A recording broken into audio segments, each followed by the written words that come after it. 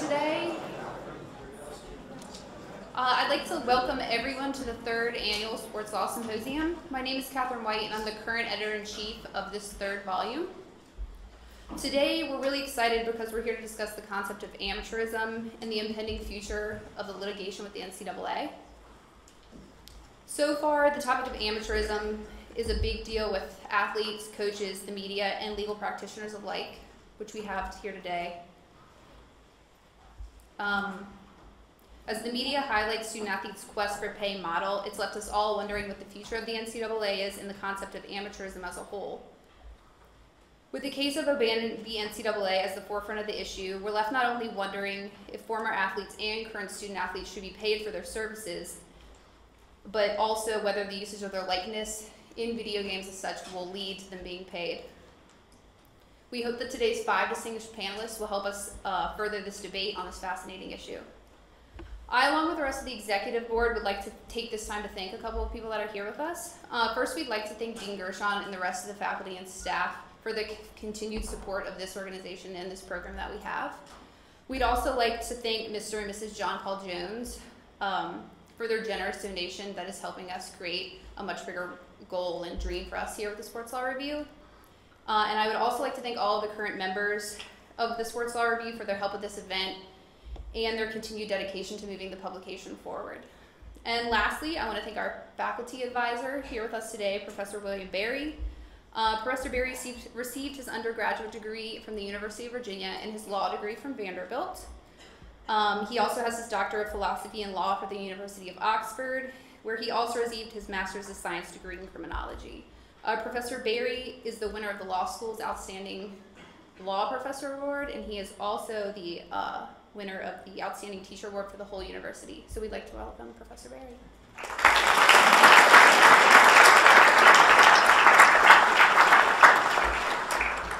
Thank you everyone for being here today. We're very excited about the panel that we have. This is the issue right now in sports law, and I can't think of a better group of people to help us discuss it and engage with it.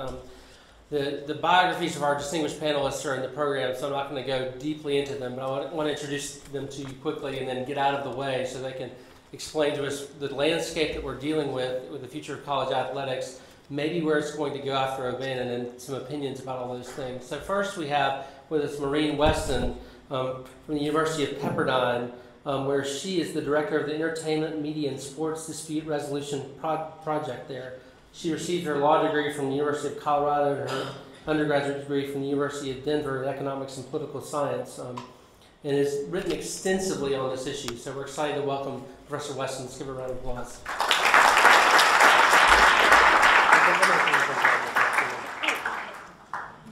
No worries. I'm going to introduce everybody really quickly so we can keep the program rolling. Sorry.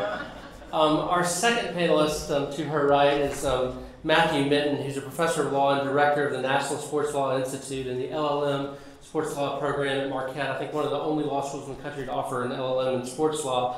And his background, he's written extensively on sports law as well, and has taught at a number of different universities, and is currently at Marquette. Let's welcome Professor Mitten. Our next panelist is Professor Richard Karcher, who's a professor at the Florida Coastal School of Law and has been director, was the director of their law school Center for Law and Sports from 2005 to 2012. He's likewise also written extensively about sports law as well as testified before Congress. Let's welcome Mr. Karcher as well. Professor Karcher. Our next panelist to his right is William King. He's a partner with LIghtfoot, Franklin and White in Birmingham, Alabama, and is one of the nation's leading lawyers in terms of NCAA compliance and represents this university as well as a number of other universities dealing with those types of issues related to athletes. Let's welcome Mr. King as well. And last but certainly not least, we have Jason Levien, who's the CEO of the Memphis Grizzlies, who had a distinguished career as a sports agent before he became on the ownership side, and has a lot of ideas about this as well. Let's welcome him. Thank you all. Without further ado, Professor Weston.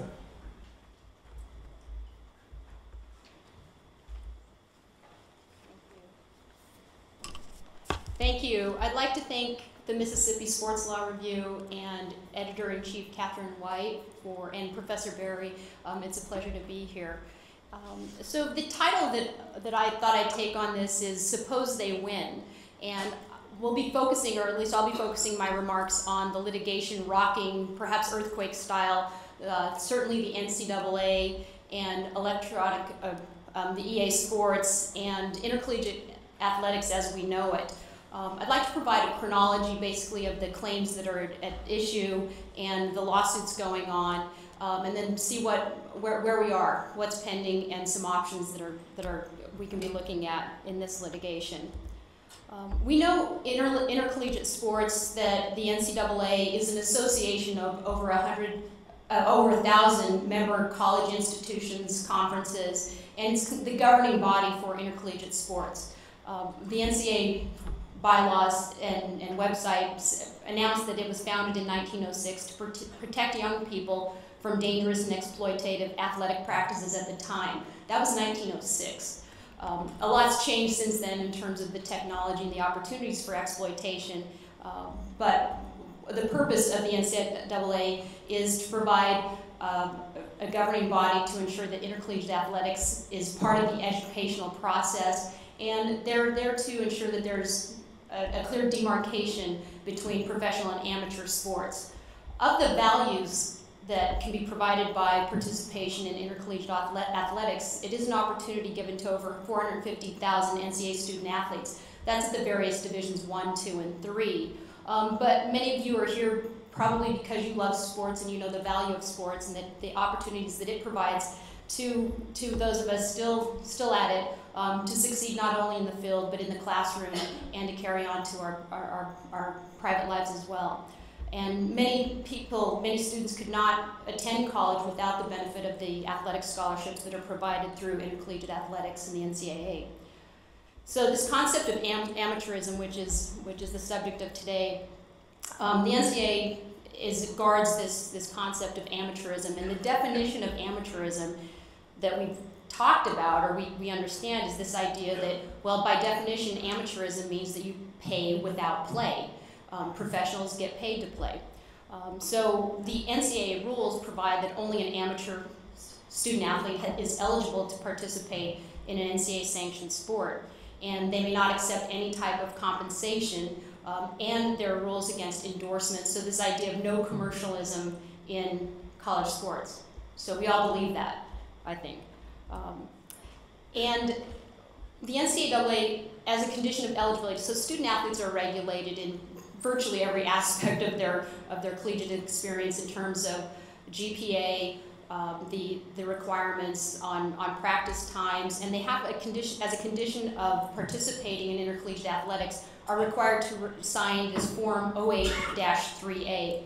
And it's a 7-part form that requires waiver of various conditions, agreement to comply with the NCAA eligibility rules, and they submit to drug testing authorization. So there are 7 parts to this form, and what's relevant here is Part 4 regarding the waiver entitling the NCAA to use athletes' images to promote NCAA championships or other NCAA events, activities, or programs. So that form becomes relevant in this litigation. And I thought it'd be helpful to say, well, where does the money go? Where does the money come from, and where does it go with the NCAA? And it's the CBS, it's March Madness. That's their biggest contract, is through the contract with CBS. And so in terms of the NCAA revenue, 81% comes from television and marketing rights fees. Most of that is the contract for March Madness. Football money does not come into the NCAA, that goes to the conferences. And so that there's a bit of confusion associating the NCAA as being able to have control of that. They would like to control that, but they don't. That's really at the conference level. And the NCAA's argument is that, well, the money that we make goes back to the member institutions, and it's used to fund the other sports. It's used to fund the championships. So that's only 23 athletic programs are revenue producing. Otherwise, athletic programs operate in the red, and so we're making the few make the money for the rest. But we have this concept of amateurism and the purity of college sports, and that is called into question when we see the use of student athletes' images on video games. We have Ed O'Bannon at UCLA, who was, I believe he's a car salesman in Nevada. He's home with a friend playing a video game, goes over to his house and then says, wow, that looks like me. That's 42, that's my height. So recognizes himself in this video game, and same thing with Sam Keller. So we see these student athletes seeing that the NCAA is entering into contracts to license what they think are their images. They're certainly lookalikes with the same characteristics, and profiting off them through the sale of video games and more. The media opportunities for now with video games just being the beginning, there are many opportunities to market NCAA material with these athletes' images in them. So Sam Keller and Ed O'Bannon brought separate lawsuits, both in the Northern District of California and in 2009. So this litigation has been going on for 4 years, and there's not nearly a light yet for that. And also Jason Hart out of Rutgers brought a similar right of publicity lawsuit against the NCAA for similar reasons. So their star players, while they were in college, they've left college, and now that they see the NCAA is marketing products with their images.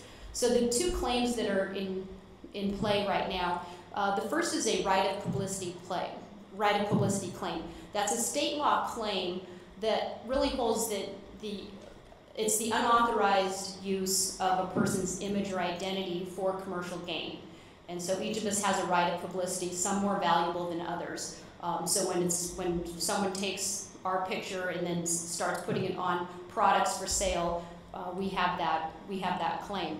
So that's the right of publicity claim that the Keller case alleged in its first case.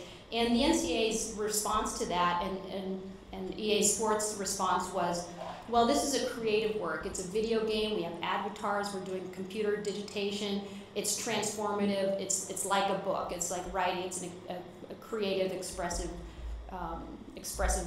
use of this. So we have the license to use that under the First Amendment. And also going back to that consent waiver, 803. The antitrust claim that O'Bannon has brought, and these have now been merged into one major lawsuit. O'Bannon is attacking the NCAA rules themselves, the amateurism, the no-pay rules, saying that these rules basically amount to a cartel, an agreement among all of the member institutions to suppress the pay and to fix the price of what players get, former players or anyone can get for these under these rules to zero. And so they're saying that this is a restraint on trade, it's anti-competitive, in violation of the Federal Sherman Antitrust Act. And in response, the NCAA has said in motions to dismiss, well, you can sell, we're not precluding you from former athletes from selling their publicity rights. They're not responding to the fact that they are doing that themselves. But they're citing the 1984 NCAA Board of Regents case, saying where the NCAA lost big time, by the way, when the University of Oklahoma and other schools sued them on antitrust grounds for the use of the broadcasting rights. But there's dicta in that case that Justice Stevens says that amateurism is essential to the product of college sports. So athletes must not be paid, they must go to class. That's the nature of the college football product, is amateurism. So the NCAA is banking big on that one sentence in the case so far in its pleadings. So we've had the separate lawsuits, and they're popping up all over the country. And on the motions to dismiss, the plaintiffs have prevailed. And with respect to the right of publicity, the Ninth and Third Circuit courts have said, well, video games are protected by the First Amendment, but when you're literally recreating these players' identity in the video games, then it's not a creative use. So it's not transformative, and therefore the motion to dismiss based on First Amendment grounds were denied and upheld in the Third and Ninth Circuits. And with respect to O'Bannon's claim under the antitrust laws, the Judge Wilkin has denied the motion to dismiss, saying that they've sufficiently pled facts to show an antitrust violation. So they've have the separate lawsuits, motions to dismiss, denied, and now in July of this year, the plaintiffs have merged together. We have 58 law firms signed on to a 106-page complaint, which they call the Third Consolidated Amendment Class Action complaint. And it's been retitled the NCAA Student Athlete Name and Likeness Licensing Litigation. This has added current student athletes. So that's a big, to the NCAA, they thought they were just dealing with the rights of former athletes, and they thought they were just talking about video games. There were some other claims, but basically the publicity and the antitrust claims. Now adding current student athletes, they're also saying that we have athletes from the 1950s signed on. Bill Russell, so it's literally hundreds of thousands of Division I student athletes are potentially in this class because they have a whole range of products now. And so you can go on. Now, this is what gets me. Who actually has the time to, let's go back and look at that NCAA game for the 50s. But it's possible. So they've been able to digitize all of the NCAA content and have it available for sale. And those of you in the technology world know how you can just, we're streaming this live, and so we can get some of these products just anywhere. So that's fair game now, or that's being alleged. It's beyond the video games. The photos, there are photo libraries. So the things that in the merchandising, which they haven't touched on this one, but they're going after the game footage, photos, and then the big one is live broadcasts. And so they're adding current student athletes. So these are the allegations in the 106-page complaint with 58 law firms. So that's kind of the earthquake that hit in July when, with respect to this lawsuit. So what are they seeking? The complaint says that they want money. They want a piece of the action, actual damages, statutory damages. Now, if they prevail on the antitrust claim, they get treble damages. So they're looking at triple there. Punitive interest. So you've seen the complaints how you're going to ask for the kitchen sink, but disgorgement of all profits. They've separated the antitrust plaintiffs into the injunctive class and the damages class. And so they want an injunction against any further use of this. Seizure, I'd like to see that coming in. Give me all your video games. It's like me with my son. And of course, the big one, attorney's fees. I'm sure that's not the primary motivator here. The NCAA in response keeps coming back almost with a mantra saying, well, student athletes do not have a copyright in the live broadcast or a right to their NIL as name, image, and likeness in live broadcasts. And they said that there's no injury to the students. So the class is so broad and there are conflicts within the class. Some are the superstars might be one, but if you have a class that involves the superstars and just the walk-on players or the players who didn't play the game, is this appropriate for a class action? What's the real injury?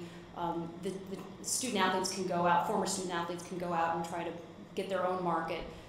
We aren't preventing from doing that. We don't sell images, is one of the defenses. And again, they cite amateurism. It's pro-competitive, and that's what they're saying defends all this. So just within the last week or so, the EA said we're getting out of this business. We can't take all this litigation, all the lawsuits. So they're getting out of the EA Sports. They're dropping NCAA football after 14, and then they've also entered into a tentative settlement with the plaintiffs for what's reported to be in the range of $40 million. All of this is still up in the air because the plaintiffs' lawyers came back once they said that we're not going we're not going to get into this college football quagmire anymore. The plaintiff's lawyer said, well, we never intended for them to stop making the games. Can we get along? But then the settlement is, well, you're settling before there's been a certification of the class, so with whom are you settling, and how do you determine who gets what? You have different plaintiffs with publicity rights whose images were used, and then you have the antitrust plaintiffs, which are very broad, and their images weren't necessarily used. So those are still open questions now. Of course, the NCAA is taking this very pitbull tone, saying we're going to fight this to the Supreme Court, and sticking with their defense of amateurism. They have, however, canceled, or they decided not to renew their contract with EA for any future video games. The next day, EA signs with 150 schools and conferences, and they're going to call this college football, EA college football, rather than NCAA football. So maybe the conferences will be buying the litigation. The class certification question, which is huge. Those of you who've taken civil procedure know that class certification is called the death knell of the litigation. So if the class is certified, there's huge power. If it's not, then, and if they have to go individually, then it's unlikely that they would pursue individual claims other than the big stars. So I teach arbitration, and I'm thinking, why doesn't the NCAA put arbitration clauses in that form with, you can ban class actions? But that's another story. But that, you know, if they're doing this, that would get them out of class actions. Trial is set for June of 2014. So this is where we are. Should the NCAA settle? Should they settle before class certification, as EA did? I think EA still has to go. They have to sort that out. And then, what are some legal questions and practical questions, assuming the plaintiffs prevail? So Title IX requires gender equity. If we say that certain players would be paid, and the plaintiffs in this case are the men's Division I football and basketball, is it okay to pay just the revenue-generating sports? What impact does that have on the other federal statute requiring gender equity in the treatment of all the student athletes? Will this put us in a situation, I think Professor Berry's written on this or could talk about it, of where student athletes are employees and therefore entitled to federal protections under the National Labor Relations Act, state work. So if you're being paid, does that put you into a category of employee with those type of rights? Professor Mitten, I think, is going to talk about, well, what if Congress stepped in and just created a statutory exemption for the NCAA? But then also some practical questions. How do you pay these players, if you pay them at all? How much? When do you pay them?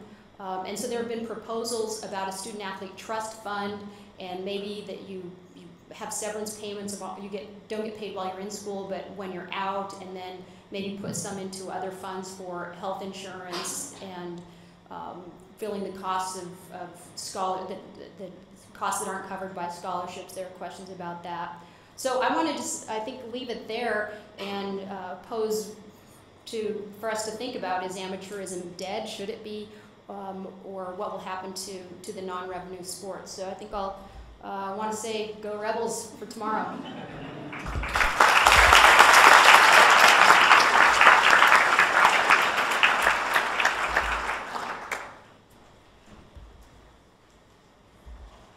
Professor Mitten.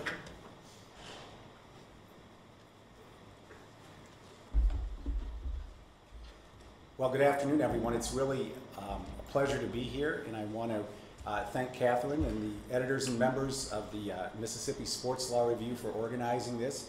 I also want to congratulate Professor Berry for the fine sports law program he's developing. And it's an honor to be part of this distinguished panel. What I'm going to talk about is maintaining the educational values and economic sustainability of intercollegiate sports through the professional sports model of governance, which might surprise you, but hopefully I can convince you this might be the way to go. The NCAA's, what are its objectives? One, to maintain intercollegiate athletics as an integral part of the educational program. Two, the athlete as an integral part of the student body. And three, by doing so, maintain a clear line of demarcation between intercollegiate and professional sports. The other provision I think is relevant from the NCAA Constitution is the one that says student athletes shall be amateurs, and their participation shall be motivated primarily by education, as well as the physical, mental, and social benefits to be derived. The idea being that participation by students is an avocation, and this is an interesting one. Student athletes should be protected from exploitation by professional and commercial enterprises. Now, this idealized view has been characterized as the amateur education model. And its amateurism component, I think, accurately describes Division III intercollegiate sports competition and student athletes, and perhaps also Division I and II women's and men's sports that do not generate net revenues in excess of their production costs. Consistent with its educational component, student athletes' participation in college sports does provide several academic and future career benefits. And this is from a 2007 NCAA study of 8,000 former student athletes. 88% of them earned baccalaureate degrees. 91% of former Division I student athletes are employed full-time and average higher income levels than non-student athletes. And here's an important one. 89% of them believe that the skills and values that they learn from participating in intercollegiate athletics help them obtain their current employment in a career other than playing professional sports. And then 27% of former Division I student athletes earn a postgraduate degree. And these figures have been substantiated. There was a similar 1991 study with roughly the same results. By comparison, the commercial education model assumes that college sports is a commercial enterprise, much like the professional sports industry. And I think it fairly describes intercollegiate sports such as Division I, FBS football, and men's basketball. Now, it's important to recognize up front that the enormous popularity and commercialization of college sports is not a recent phenomenon. The very first intercollegiate competition, which was a rowing competition between Harvard and Yale back in 1852, was sponsored by a railroad seeking to attract passengers to the lake where it was held. In the 1890s, football teams from prominent universities, many of the Ivy League schools, played before very large crowds of exuberant students and alumni. College athletes used to be professionals. In the 19th century, successful members of Harvard's rowing team were paid prizes anywhere from $100 to $500, a lot in today's value. At the time the NCAA was founded in 1906, many college baseball players played in summer professional baseball leagues, and that was okay. The Big Ten permitted which was the country's first athletics conference, permitted 2 professionals on each team. The 1929 Carnegie Report noted the, quote, rampant commercialization of intercollegiate sports. So this has been around for a long time. And what is really fueling it today are new media technologies, which need popular entertainment content to attract viewers and advertisers. Sports is one of the few things we watch live, so advertisers are more likely to get their message out. I rarely watch any other shows live. I always tape them and then just go through them in about 40 minutes. What has happened is the U.S. marketplace has responded to the cultural forces and strong public demand for popular products such as intercollegiate football and basketball games. And this directly reflects the marketplace realities of our society. It seems that humans have a primal need to compete physically or witness athletic competitions. If you go back, sports historians have documented sports has been around since the earliest recorded times. And there's no doubt that higher education is a very competitive industry, and universities compete among themselves for a variety of things: students, faculty, grant money, etc. And there's intense pressures to attract larger incoming classes of students, stronger academic credentials, to gain political and cultural support for their institutions, all of these things. So what happens is that in an extremely competitive higher education market, universities use intercollegiate sports as a means to achieve these legitimate means. And this is essentially rational conduct. It's merely a facet of competition in a well-functioning democratic society. Universities, in turn, will allocate funds to intercollegiate athletics based on their perceived institutional value, much the same way they allocate funds to any other department or college of the university. Sports economist Rodney Fort has characterized universities' funding of its athletic department as a budget allocation to provide a service. For example, entertainment, identity, loyalty, branding, that furthers these broader institutional objectives. Increased giving to the University General Fund, more and better student applications, favorable legislative treatment, better faculty members and administrators, values added to students.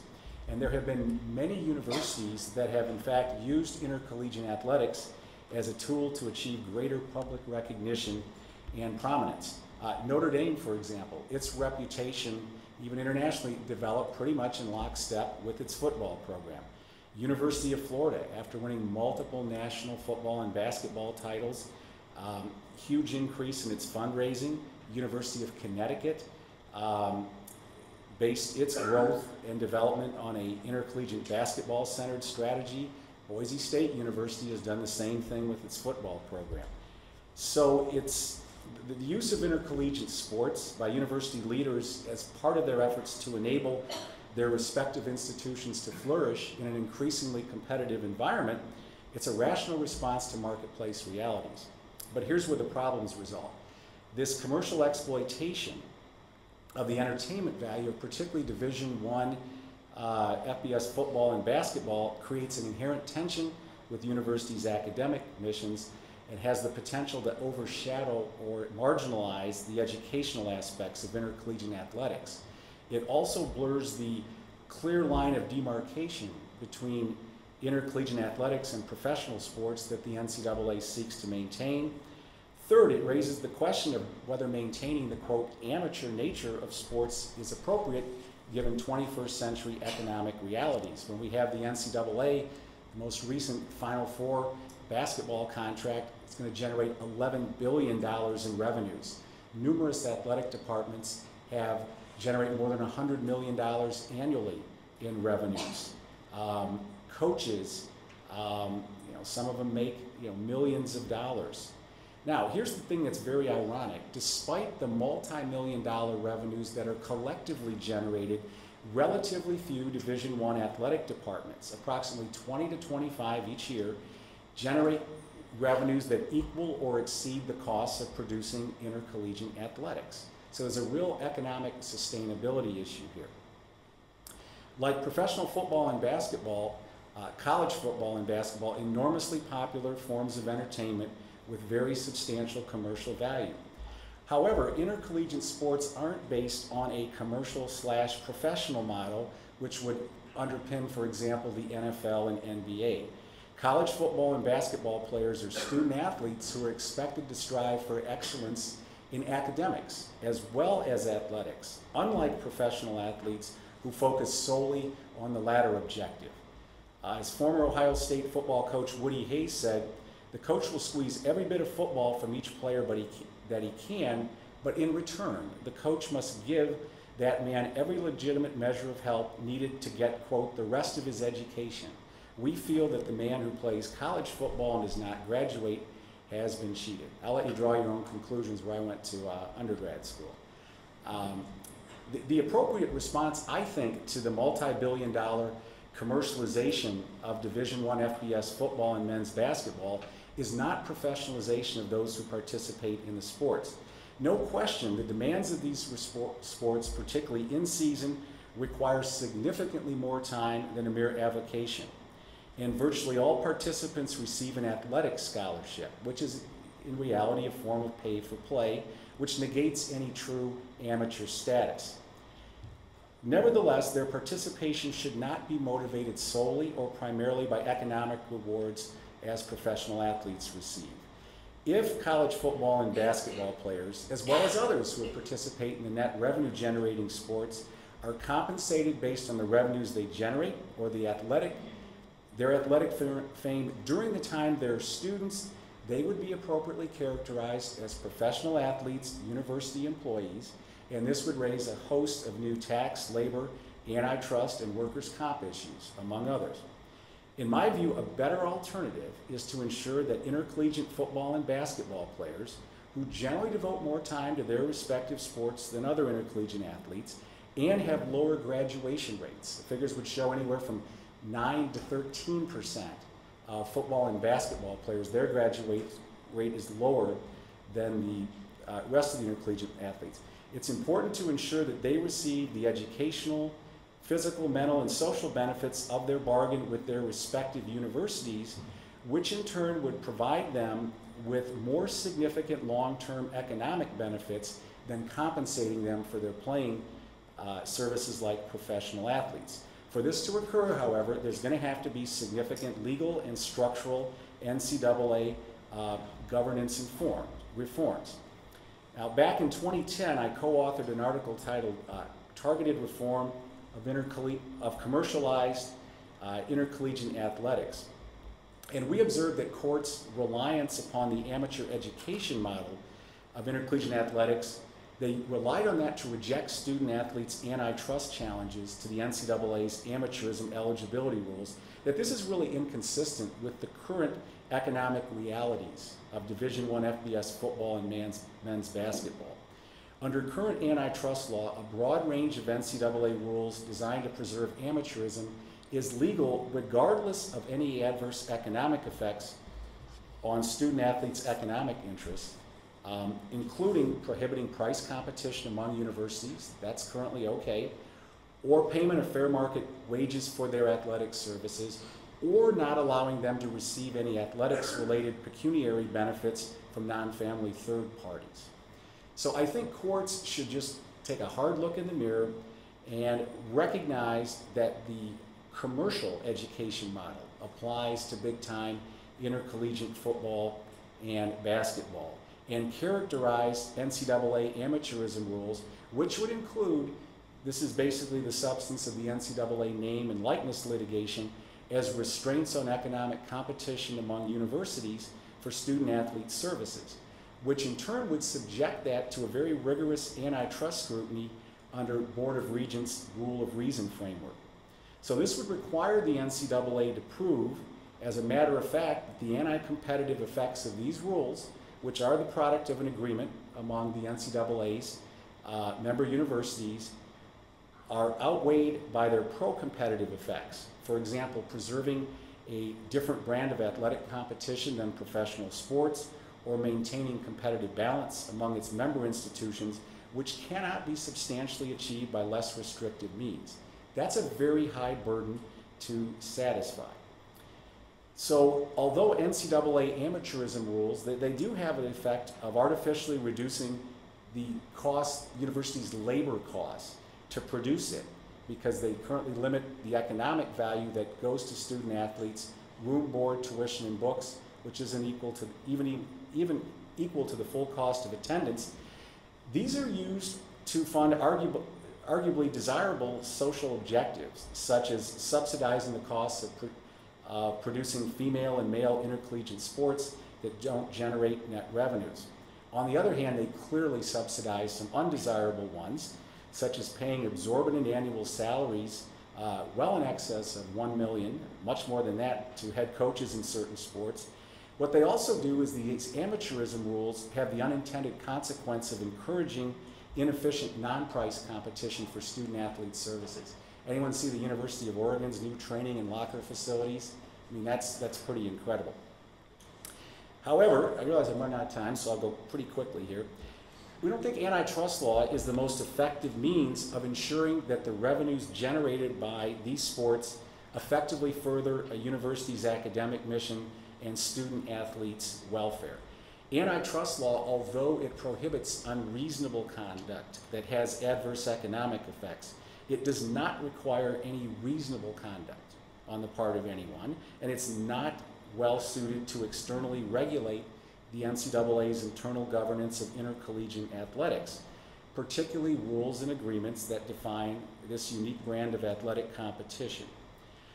Moreover, a piecemeal approach through antitrust litigation that considers merely the legality of a particular restraint does not effectively solve the macro systematic problems inherent in the production of commercialized intercollegiate sports, where we have some of these problems that result.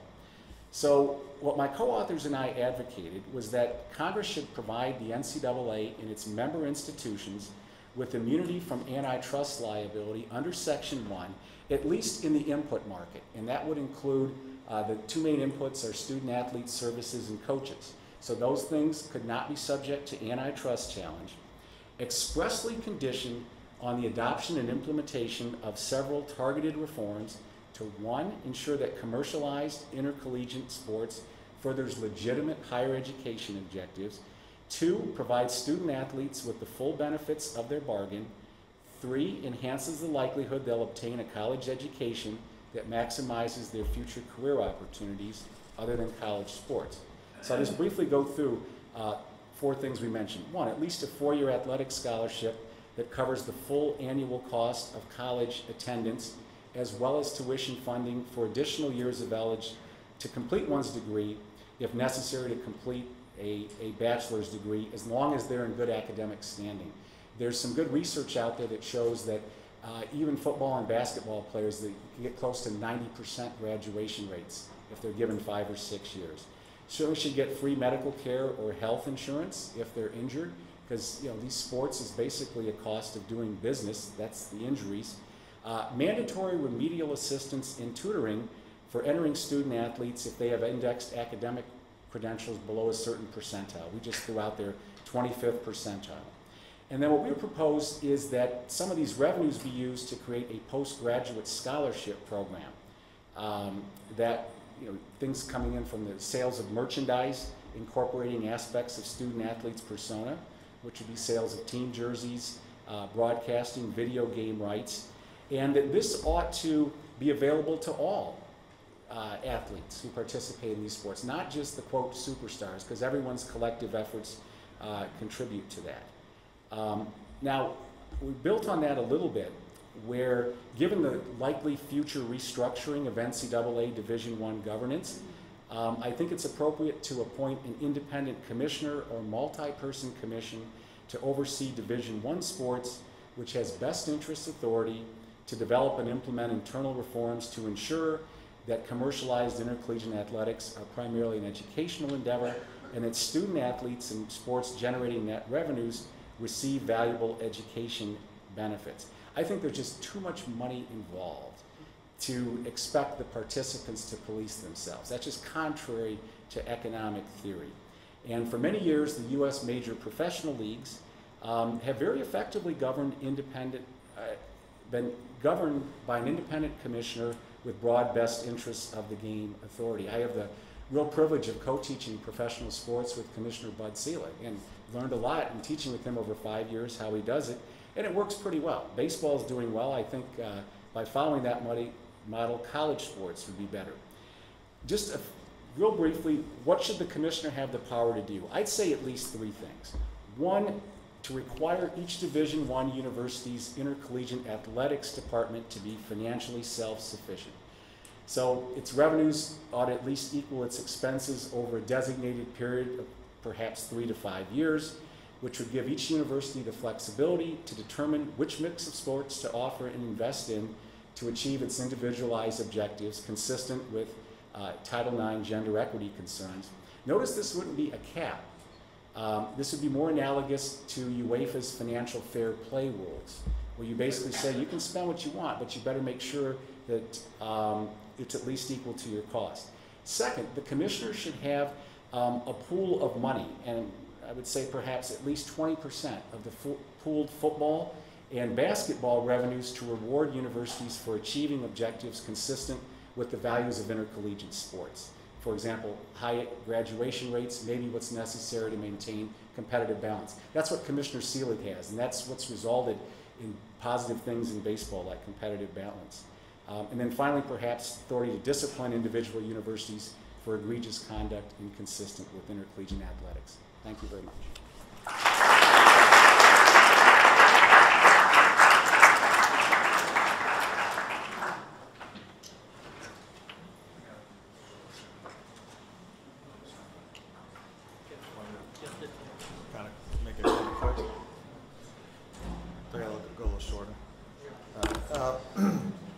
First of all, I really want to thank the Mississippi Sports Law Review for inviting me to speak today, and I want to thank Catherine for all of her assistance and everything, getting me here. And when she contacted me and asked if I'd be interested in speaking on the future of amateurism, I said, sign me up. That's all I needed to hear. I love the topic, the future of amateurism.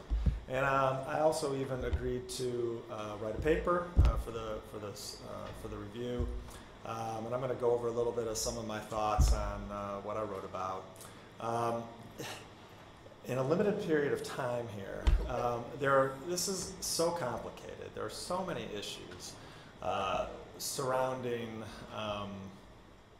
the legal issues with college sports. It's not as simple as saying, well, amateurism means this.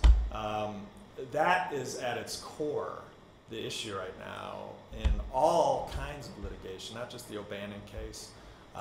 There are some recent decisions just within the past, since 2006 really, that are very significant. We're seeing a huge shift in the way that courts are looking at this question of what does amateurism mean.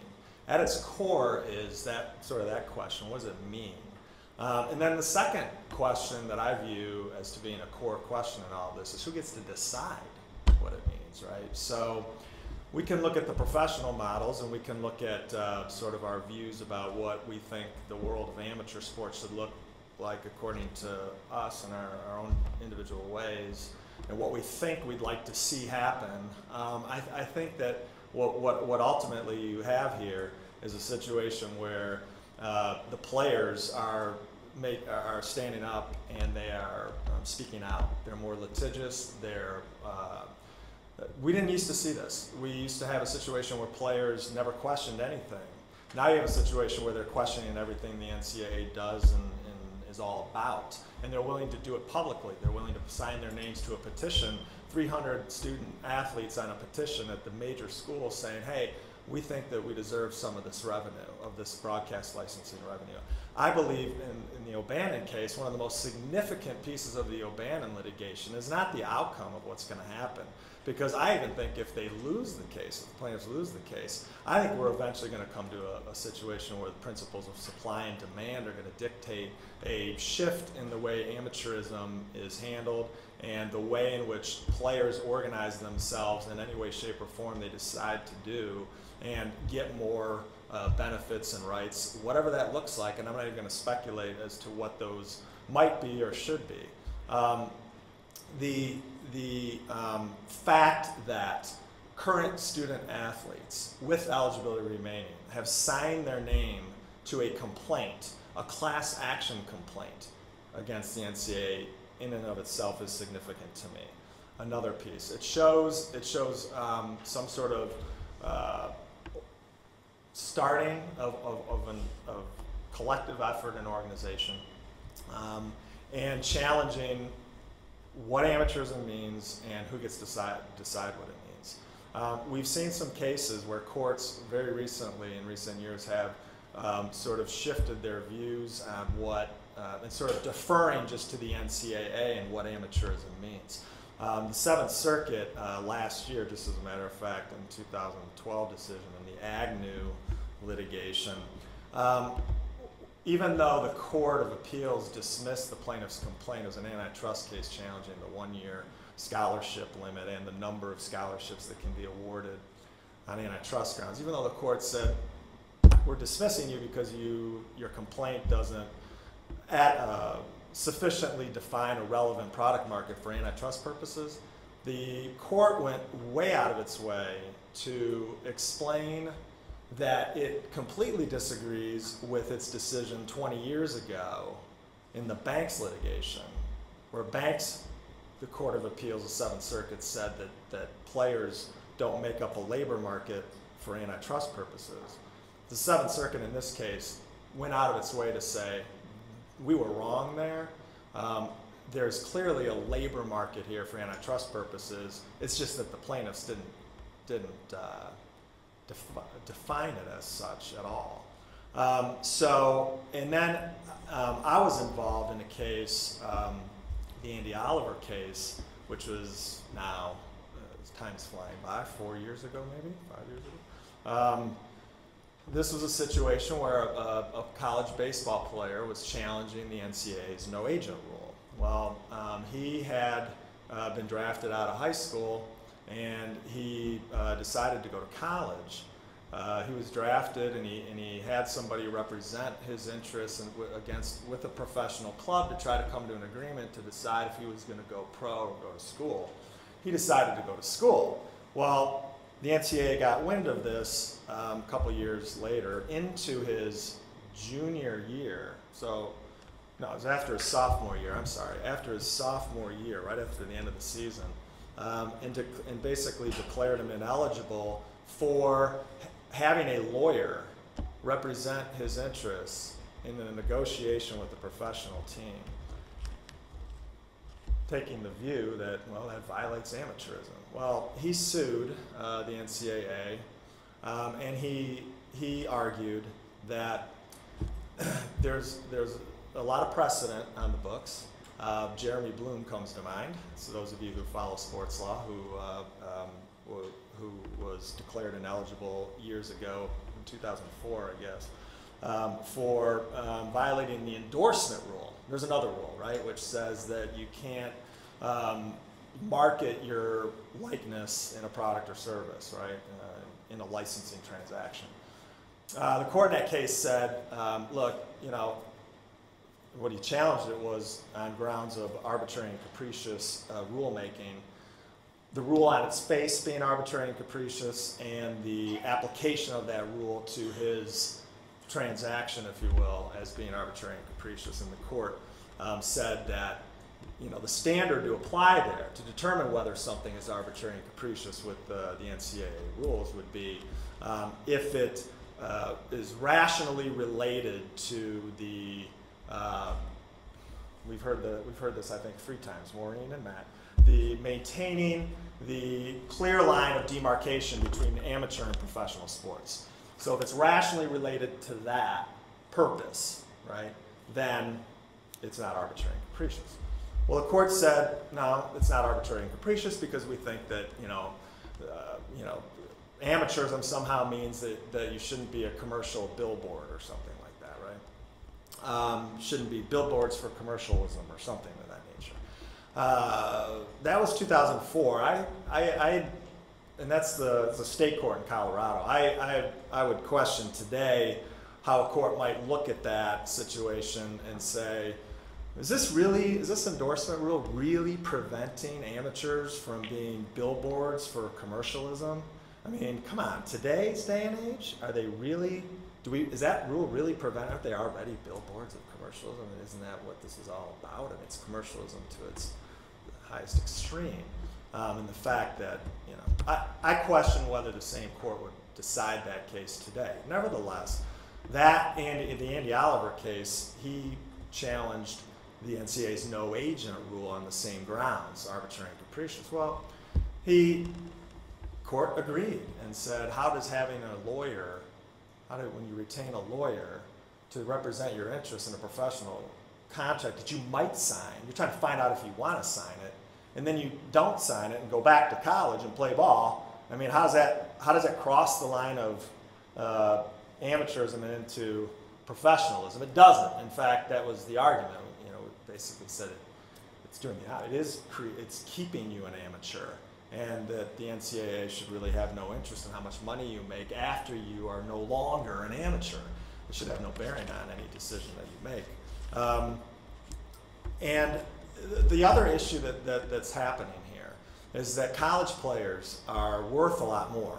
I don't mean just from the standpoint they are worth a lot more in the business model of NCAA sports without question. But I'm talking about after they graduate. And that is significant too, because the more you have players that are playing college sports that have the opportunity to play professionally, not only play professionally, but earn the kind of money that they're making today in the rounds that they're making. So you can go into baseball in like the 5th round, through the 5th round, you're talking, 150 picks or so. Well, I mean, they're making significant bonuses. Andy Oliver in the 58th pick, who ended up getting drafted in the 58th pick of the draft, and his bonus was around $1.5 million. And so, why is that significant? Well, it's hard to argue in a lot of these situations that their damages are speculative. Oh, well, they're just college students. If to the extent that, that has been an argument in the past, is that, well, damages are speculative and you're just a college student. The other thing that happened in that case was that the NCAA didn't really try to argue how it does in fact cross the line of demarcation from amateur to professional sports. There wasn't an argument. The argument was, under private association law, we can do what we want because we're a private association, and basically we get to decide what our rules are, and they can't really be challenged because we're a private association, which is not entirely accurate, because you can challenge it as being arbitrary and capricious because the players have standing to do that as third-party beneficiaries to the NCAA bylaws. This issue of who gets to decide what amateurism is and what it means, until, in my view, until the NCAA sits down and actually works with some representative voice of these players and comes to an agreement on what is fair, and I'm not even going to tell you what should be fair and what shouldn't be. But until they do that, I think there are going to be more and more challenges, because the reason you don't have this type of issue going on in the professional sports is because it's essentially governed all by labor law. So there are no lawsuits that can be challenged on antitrust grounds, because it's going to be it's essentially going to be exempt by the non-statutory labor exemption. We don't have that issue in college sports. A lot of the issues that the professional sports league can use as defenses, for example, cannot be raised with college athletes. The college athlete is asserting intellectual property rights, for example, of some sort, whether it's an intellectual right of publicity or whatever it might be. You can't argue that, well, the work for hire doctrine bars them from bringing that claim, because, well, we know that you can't make that argument, because that would mean that they are employees. So, right? So what is then the justification? So what's going to happen is, essentially, in my view, is some sort of resolution with, and I completely agree with Matt. We're talking about only, and what I mean in this is the big 5 BCS conferences, and I would probably even primarily talk about football in this discussion, because that's where the revenue is. When you look at the revenue numbers of the profits generated in football, the top 50 programs in football, college football, are generating profits, not revenues. I'm talking just profits are less than revenues. Profits after they pay their coaches millions of dollars, the head coaches and the assistant coaches, anywhere from $9 million to $70 million in profit in the top 50 programs in football. I think it's pretty significant, and I think to try to dismiss it as, well, let's look at only 23 of 120 athletic departments actually profit. What we're talking about here is big-time college sports. So I don't know why the revenues, or I should say the profits, if there are any, that are generated by the other dozen sports in the athletic department, right? Why that should be included in the mix of the discussion about, right, the revenue that's generated and the profits that are generated in the sport of football. And these players are not fungible. This product doesn't exist without them. They're not fungible. These players are they're nationally known and recognized as 4- and 5-star recruits. The only reason that a university pays a college coach the amount that they do is because the labor is artificially capped. The players' labor is artificially capped. So what you have is a situation where the money that would otherwise go to the players to produce the product is funneled to the coaches to get those players. So when you have coaches making $2 to $5 million, the reason that they're going to pay them that, it's a rational economic decision. I'm not saying don't pay these people. I'm just stating it as a fact, is that it's a rational economic decision to do so if that can get you a winning program and get you the players that you need to get. If the starting offensive line for Alabama before the start of the season walks into Nick Saban's office and says, "Coach, we've just decided some things, You know, we're probably not going to play this year unless we, you know, get somebody talking to us a little bit. That team is not even in the conversation for a national championship. That team, if that happens and they sit out, just that starting offensive line, if they sat out, they're not even in the top 25. That's some serious power. It's some serious leverage. And I think that what you're ultimately going to have because of that, because they're not fungible, because Rick Karcher can't go in and play quarterback for Alabama's football team as much as I'd like to, it's not going to work. And there's a limited supply of these elite athletes at this level of play. And that level of play is different than even other division, you know, other non-FBS football schools. I mean, we're talking basically the Big Five conferences, I think, in terms of the value that they bring. Last thing I want to mention, did I go way over? Is, because I think it's really important. This right of publicity issue, right, is that I'm fascinated right now with the Third Circuit's ruling and the Ninth Circuit's ruling. They're very significant rulings, which said this year that the First Amendment does not trump the player's right of publicity in video game uses. It's a message that says, you know what, we're not even going to defer to commercial enterprise anymore to use your likeness. You can bring your claim. And that's why they settled, because it's a winner on all fours, this right of publicity question. There's no defense. That's why EA had to settle. Okay, you've got two federal circuits that decided, and I believe rightfully so, it doesn't matter what I think, but that decided that it's not trumped by the Fourth Amendment. So what do you do about it? You settle. Okay, so then all that is an ex post licensing transaction. So in other words, we've just decided that we're going to pay the players a licensing fee, current ones too, which they have every right to get because it's a property right, and the NCAA can't say you don't have that right to not enforce your own property rights. Just like if somebody stole their wallets, they could enforce somebody, you know, criminal charges for theft, get their wallet back. I don't know. It's their property.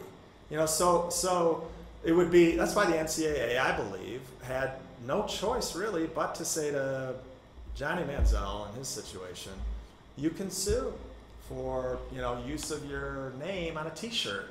Somebody's selling his Johnny football t-shirts, right? So there's no loophole. There's no booster loophole. What there is a somebody who stole his identity and making money off of it. Now, it's really interesting. I've always wondered this. What would happen if third-party sellers just decided, you know what, I'm going to take their likeness now, make money.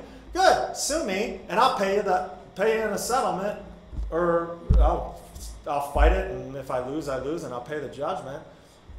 You know, it ends up being, what's the substantive difference between an ex post licensing transaction that's not allowed or permitted to happen ex ante, right? So in other words, the NCAA rules are saying you can't do it, you know, you can't enter a licensing transaction, but we're going to make you go through the costs and the litigation and everything to sue for violation of your right of publicity and all the inconvenience and everything to get the licensing money, essentially. I think it's substantively, it's just circuitous. I mean, it just doesn't make a whole lot of sense. I do believe that this issue of challenging use of the name and likeness is going to continue. It's going to continue not just with third parties. It wouldn't surprise me if somebody sued a university for using their widely recognized number on a jersey and selling it and making a lot of money. I could foresee that claim coming as a violation of the right of publicity. That form that you saw that they signed, they're not. You read it real closely, and the NCAA would never take this position either.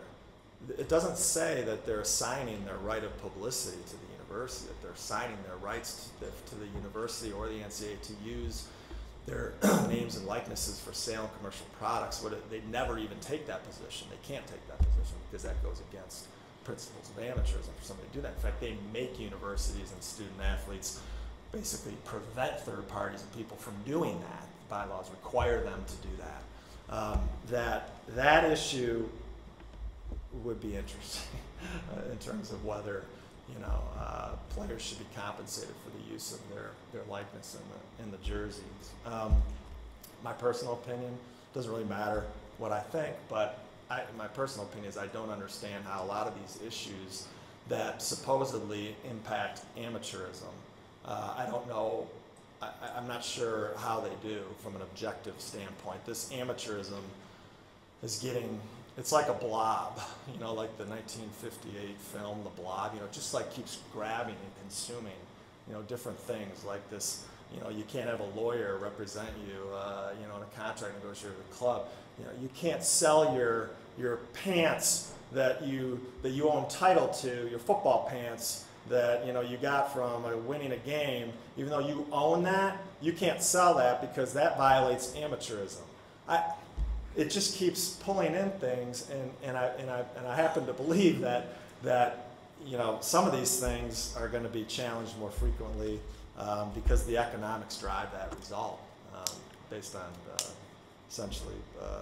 It makes sense to do it from an economic standpoint. It makes sense for lawyers to get involved in this. It makes sense from an economic standpoint for the players who have a lot riding on their career, is more that they make in the draft rounds and in the signing bonuses and so forth. I'm all for it. I mean, I'm okay with lawyers. I like lawyers. And I think when lawyers make money is a good thing too, so I'll end on that.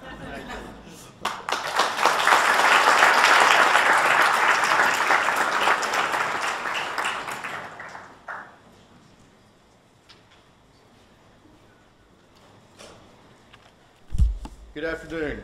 I'm William King. I'm from Birmingham. I work at LIghtfoot, Franklin and White. And I am one of the luckiest lawyers alive because I am a huge sports fan. I fought it my whole life. I finally gave up. It's just who I am. And I get to combine that with my job every day. I have been working in college sports for the law for the last 15 years. The last 12 years has been infractions, and the last 5 years, that's pretty much all I do. I work on a lawsuit every now and then, kicking and screaming, because the college sports stuff is a lot more fun.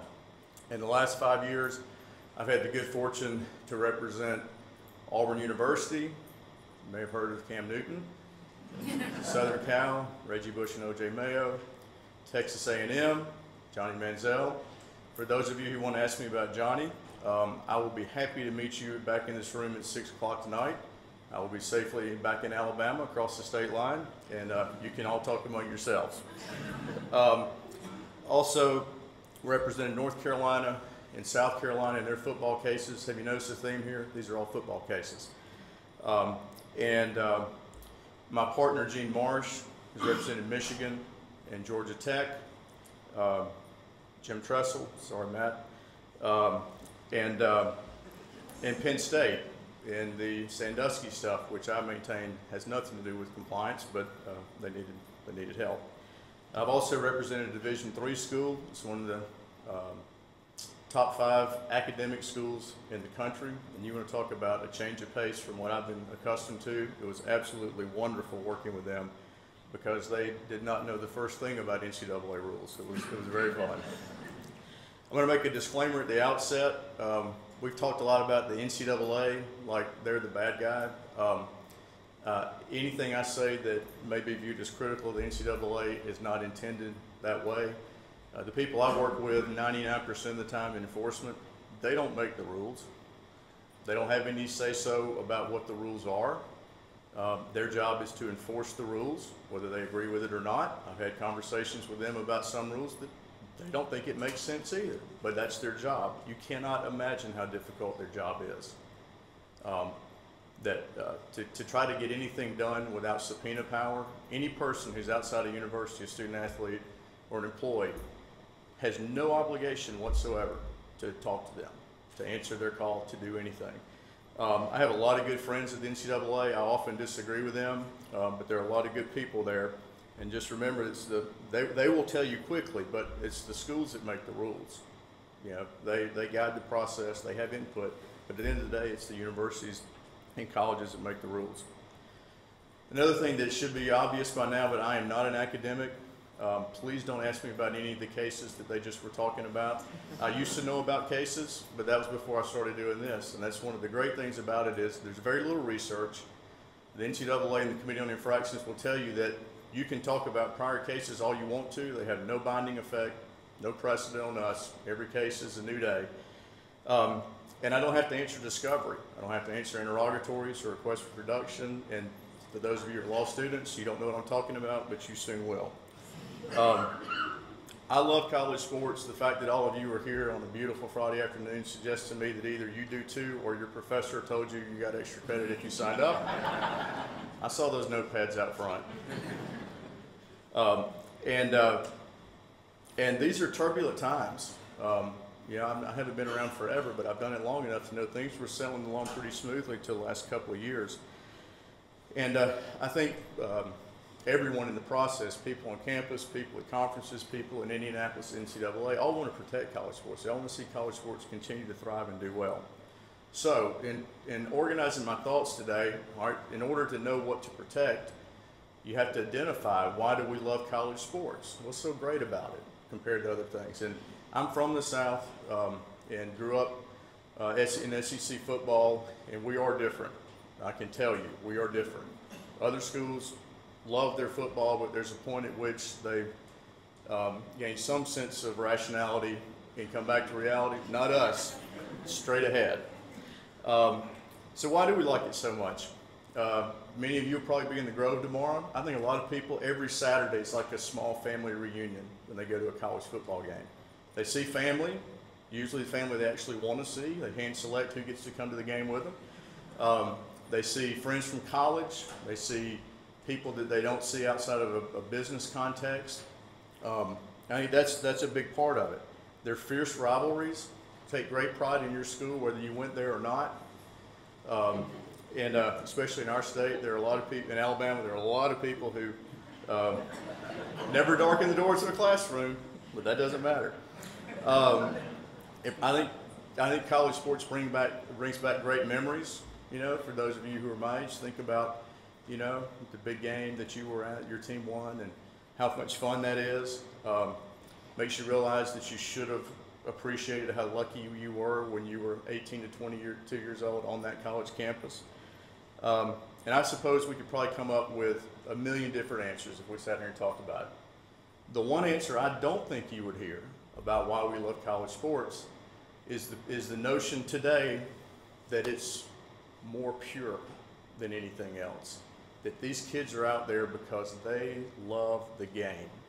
And they're playing just for the love of the game, and that's why we like it so much. That's not the reality anymore. It's just not. And it's okay to say that. It's not. The kids I interview when I go on campus, no matter how disappointing their career has been, their plan is they're going to play pro sports. Every kid who signs with an SEC team is going to play in the NFL. Every basketball player, certainly at Division I, and maybe Division II, in an NBA is their plan.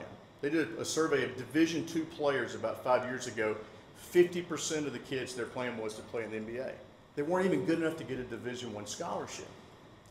And I don't think they're going to be playing for the Grizzlies anytime soon. So I don't think that is should be a part of the analysis anymore. I'm a huge fan of Bobby Jones, a golfer. You guys are too young to know that.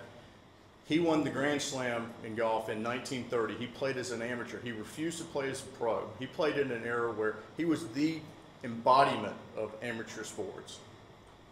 He had not tainted it all by money. That was 83 years ago that he won the Grand Slam. And then he went on to become very wealthy, living off his successes as an amateur. It's just, those days are gone, and they just are, and there's nothing wrong with talking about it.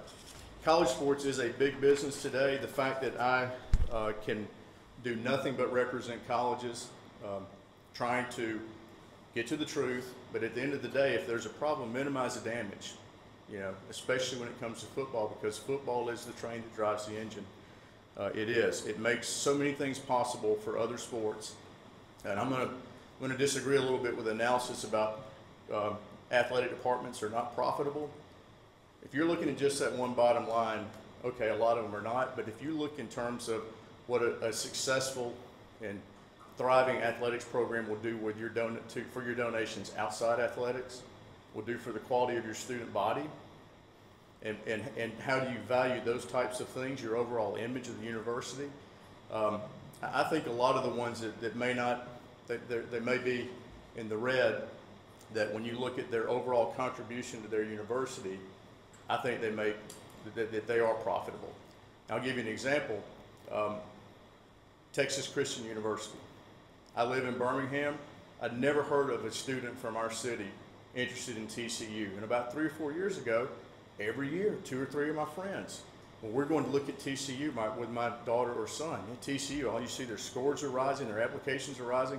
It just happened to coincide when they went 14-0 and beat Wisconsin in the Rose Bowl. And it put them, I think, it put them on the map. Texas A&M, this is all public information. They announced the Monday after the Alabama game that they had raised $740 million in donations for the university in the prior 12 months. Do you know what the number was the year before Johnny started at quarterback? 400. I don't know what their bottom line looks like on athletics, but I would argue that the football team and the athletics program as a whole is very profitable at that school. So we've already talked about the March Madness. The college sports is big business. The March Madness contract, over $10 billion in 14 years. $10 billion to the NCAA. Texas topped the revenues last year. University of Texas, $163 million in revenues. 103 of that was from football. SEC, 4 teams over $100 million, 5 between 80 and 100 million in revenues. Coaches' salaries. The first work I did in this area was for Auburn University. Terry Bowden resigned in the middle of the season in 1998, and his buyout, with 4 years left on the contract, totaled $620,000. He was making $155,000 a year. Flash forward 13 years, I helped rewrite the contract for Gene Chizik after they won the national championship. He made $3.6 million a year. That made him 4th in the country, right? No, 4th in the SEC West. Saban, Miles, Bobby Petrino, and then Gene Chizik. $3.6 million will get you almost to the midpoint in the SEC West. Assistant coaches, there are a couple of coordinators that make over $1 million now. In public schools, public information. It's crazy. It's crazy, and it's across the board. Administrator salaries, people who work in athletics, it's all been on the uptick since I've been doing this work. Guess who's still stuck back there with Bobby Jones winning the Grand Slam for free? Student athletes. They're still, nothing's changed for them, and the nature of the beast has changed. You can watch Ole Miss on TV every weekend now. Every school in the SEC. You can find it. If you look hard enough, you can find it. When I was your age, there was 1 or 2 games a weekend. That was it. It's a completely different animal we're dealing with now. So that brings us back to O'Bannon. I have followed O'Bannon just like you have. I read what's in the papers. I learned so much from Maureen's presentation. You saw I moved over there while I was taking notes. I was like, man, this is good stuff. Now I know what this is all about. I've been kind of busy the last few years focusing on the rules that are in place right now and trying to deal with them in the NCAA. But there's no question O'Bannon has put this all in focus. When it was filed, I thought, whatever, video games, who cares about that? Now look at it. And then when I was working on the stuff for Texas A&M, a journalist and a friend of mine, Jay Billis, noted that if you went to the NCAA's website and you typed in Manziel, it took you to his jersey. Name wasn't on the back, but it took you straight to his jersey. Clowney, boom, number 7 for South Carolina. He went down about the top 10 Heisman contenders. We found that you could also find autographed items for sale on that website. They shut the website down, but we were able to get the stuff. Not current student athletes, former, but some of them had, you know, they'd just gotten their cleats and helmets out of their locker at college, moved on to the NFL when their autographed items were for sale on the website. So the inconsistencies between athletes, rest of the world, I think they're more glaring than ever, and they're definitely more in the public's attention. It's not, and I think overall I've seen just a change in mindset. I know my views have changed drastically about what's really fair here. So I'll talk to you about two things that I think should happen, or I would like to see happen, or I think at least is going to be discussed in the not too distant future. And these are benefits for student athletes. One is need-based aid, and the other has to do with market-driven ability to be compensated. All right, need-based. I cannot tell you how many times I have interviewed a student athlete on the campus where there's no question, there's a violation, and when he or she explained why they did what they did, I felt terrible that I had to tell that person, that young man or woman, or their school, I'm sorry, but this person's ineligible. Maybe we can fix it, but this person's ineligible. Many of these students come from abject poverty. They have literally zero ability to get money from anybody back home. And oftentimes, if they qualify for Pell Grant aid, are sending money back home to mom or grandmom or whoever it is who helped them get through high school and get to where they are. I can tell you that I have been sitting in that room many times and said to myself, I would have done the same thing. I would have done the same thing, knowing the rules. I know the rules better than these students do. I would have done the same thing. So I think that there has to be some discussion about additional need-based aid. There's no way these student athletes can get a job. If you have ever been around, most of my time is around football, there's no way that they have time to do that. Between class, mandatory study hall, tutoring sessions, lifting, running, practice, film, travel for games, catching up with schoolwork when they come back, there's just no way. And I think that President Emmert, Mark Emmert, NCAA, proposed a $2,000 stipend, and actually some schools had actually offered it, and then it was pulled back. And I think it was mainly by the schools who don't have the ability to do that, to pay that money. And we'll just we'll break it down between BCS and the rest of the world. The BCS schools are here, and the rest of Division I, I'm not talking about Division II and III, are here. And they are so different for every aspect of their operations. The amount of resources they have, what their goals are, what their facilities are, what their long-term plans are, they're so different that there has to be some recognition that you can't that the majority can't always rule. They either have to break them apart or have some system where the BCS schools, the schools that have the funds and the desire to do more, that they have the discretion to do so. I don't have all the answers, but I can tell you that's my view, and that is definitely the view of the schools that fall into the half category, at least the ones that I'm familiar with. If you notice this summer before all the media days, you're not a nerd like I am, you don't follow that closely, every conference commissioner made some comment about there has to be change, significant reform, so we can recognize that we're not all alike anymore. That is something that I hope we will see, and we will see soon.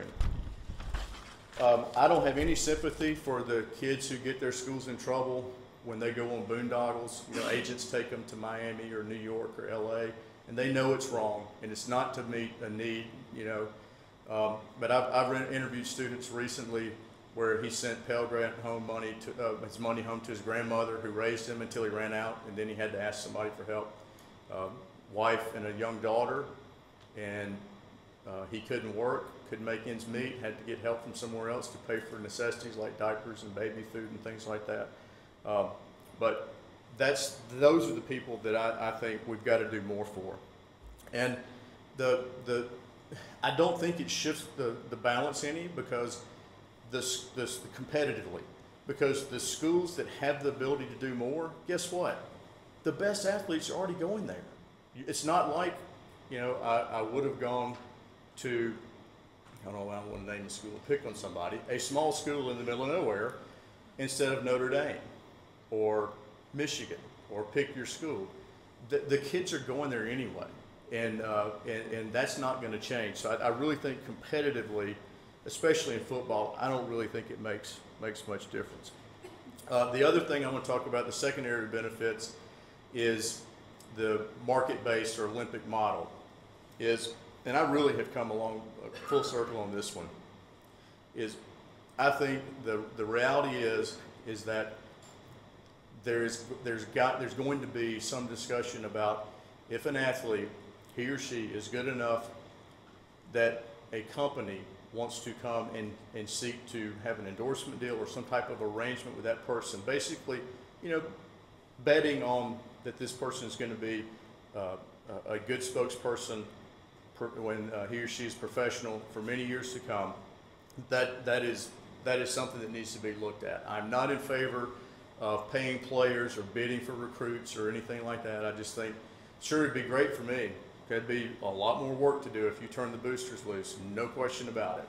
You know, I really am trying to do what's best for the model and not what's best for me.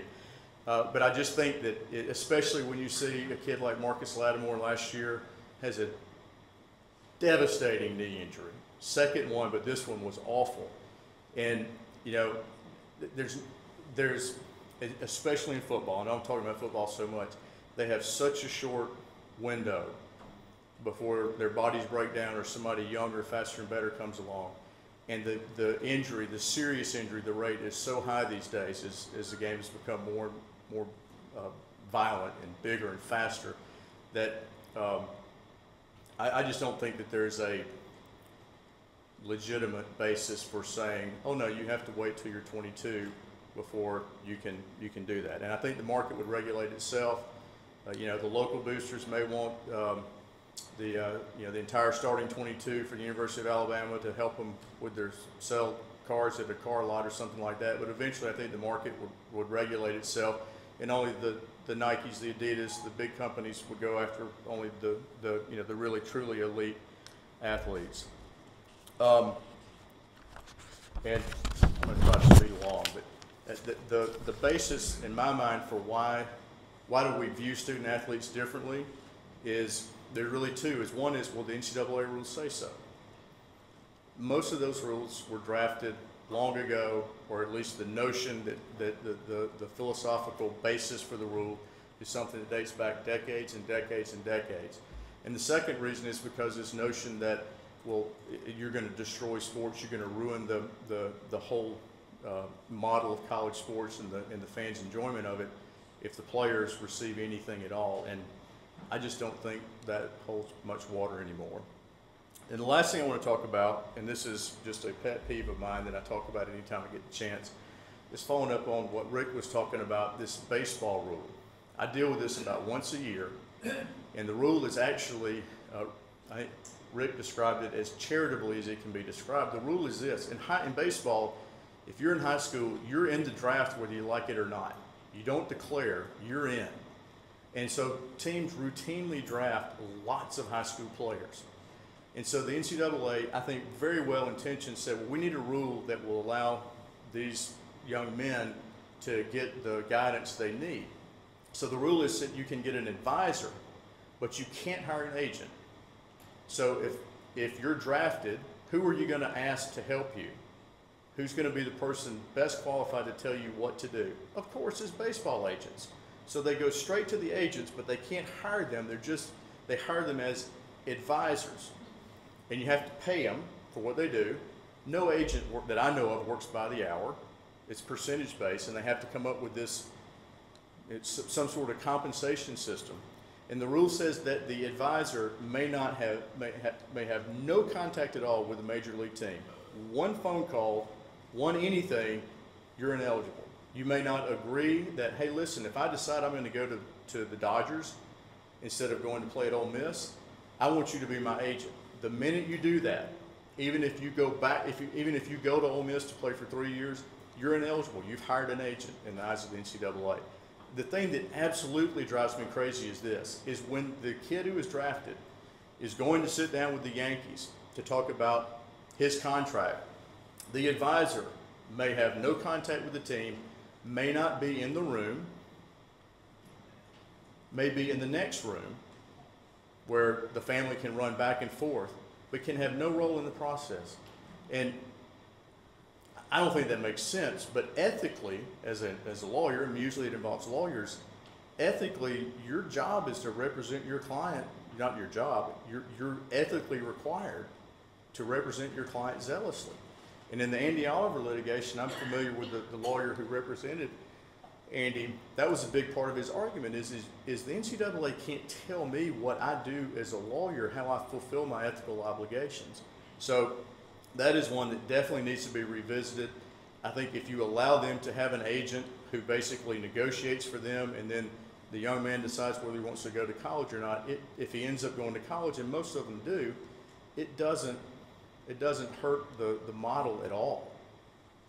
And if it makes it more likely that a baseball agent will be able to sign the left-handed pitcher who went to Ole Miss for 3 years when he's in the draft after his junior year at Ole Miss, I don't have a problem with that. You know, as long as they're not giving them a bunch of money or cars and things while they're here, if it's just talking to them about the draft, I think that's fine. So that's really all I have. It's going to be an interesting couple of years in the NCAA, and you know, I'm already kind of thinking about what I'm going to do in my next job in case the whole thing blows up.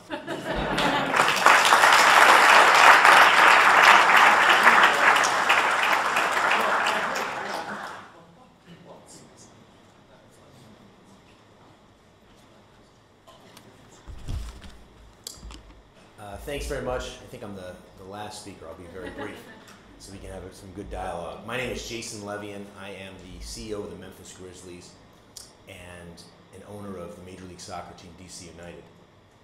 This is a subject that's very near and dear to my heart because I spent more than a decade as a player agent. I think I was talking with one of the panelists and they asked me how does it feel now to be on the dark side, but I think when I was an agent, everyone sort of thought I was on the dark side.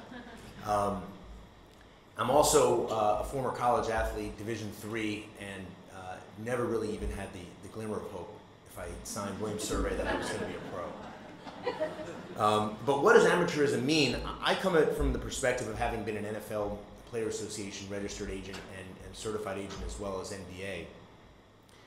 And I can't tell you how difficult it is to be in that position and to follow the rules properly and at the same time represent your client to the best of your ability. And I know that was just recently touched on, but it's very difficult. And the first thing I will tell you is that there's a lot of pressure on an agent to be more than an advisor and to become a bank because these players who have these needs are looking for an opportunity to give money to their family, to feed themselves, and they see the agent as an opportunity to provide them with that before they turn professional. So there's a lot of pressure on agents to break rules constantly, and the athletes certainly are in that position as well. But what I can tell you in my interactions with college athletes who are turning professional and became professionals is that a significant number of them made their income at the universities they were at. Some of them so much so that they didn't want to turn professional because they felt they were getting compensated more as a college athlete than they would if they turned pro. So the big joke I would have often with friends and colleagues of mine would be when a player decided to stay in school, we would say, well, there's no salary cap at that university. Right? So you know, I think there are issues all the way around. I will tell you that I've also represented college coaches who are compensated well and also feel the pressure to keep their student athletes in school. And I was most intimately involved in that in the context of basketball, professional basketball, representing players who wanted to turn pro. And the rules and the roadblocks that were there for student athletes to decide whether they wanted to turn pro, they were significant, and they've gotten more significant and made it more difficult for players and college students to decide, do I want to be a professional athlete or not? You know, and what a lot of the rules do is put the student athlete in the position of not having transparency about their opportunity, where they'll get drafted. in the NBA, there only are 2 rounds, so 60 players get drafted. And the first round is where you get guaranteed contracts. And most student athletes want to be in that first round because if they're going to turn pro, that gives them the best opportunity to advance in their careers and be successful as professionals. But the roadblocks that are put up by the rules make it difficult for them to know what their options are. And it denies them the transparency, I think, to make a good decision. For example, they have a very early date after the season ends to decide if they're going to declare for the draft and stay in the draft. They're not allowed to hire an agent. A lot of players in the basketball process, which the draft process really starts after the Final Four in early April and goes until the end of June, the best way for them to get exposure to teams is through workouts and through dialogue with these teams about what their status is as a draftable candidate. And the best person to give them that advice would be an agent because they deal with those teams year in and year out, have a sense for what the marketplace really is and whether or not this player has an opportunity to turn pro and maybe be a first-round draft pick. But the rules deny them the opportunity to speak with the people who have the most insight and could give them the best information. And certainly there's a hard line where the agents can't set up workouts for the players. And I can tell you that I've dealt with players who have navigated these hurdles successfully. One of them is Kevin Martin, who was a client of mine 10 years ago, who decided from this Western Carolina to turn professional. And he was getting pressure from his college coach and his university to stay in school. He was getting pressure from all sorts of angles as to what to do. And Western Carolina, prior to Kevin being drafted in the first round, had never had a first-round draft pick in any professional sport. But there was pressure all the way around. Certainly the college coaches who want to do the right thing but are compensated so handsomely want to retain their best players. It's in their interest to do so. Kevin made the decision that I'm not going to walk the fine line of trying out for the NBA without having the right information, so I want to sign and move on and take the risk of doing that. God forbid if it hadn't worked out for Kevin, he couldn't go back to school. He would no longer have that opportunity. So for giving himself the chance to turn professional in a manner in which he had transparency and had the proper information, he gave up the right to go back and be a student athlete. I've seen that in other examples, by the way, where it's worked out very badly. And most student athletes try to walk the line of hoping to hold on to their eligibility while also embarking on this process, and it puts a lot of stress on them. I would say it probably makes it more difficult for them mentally and physically to have the opportunity to enter their profession at the right time. So I guess I come at it from that perspective and understanding what amateurism means. Whether or not these rules are set up to support student athletes in their opportunity to turn professional. Certainly, I think about the collaboration between the professional ranks and the college ranks and the student athletes in a way now that's different for me because now I'm running an NBA team, and I know that the teams in the NBA are also thinking about what's in their best interest. When do we want these student athletes to turn professional? What's the right timing for that? What's the right mechanism for that?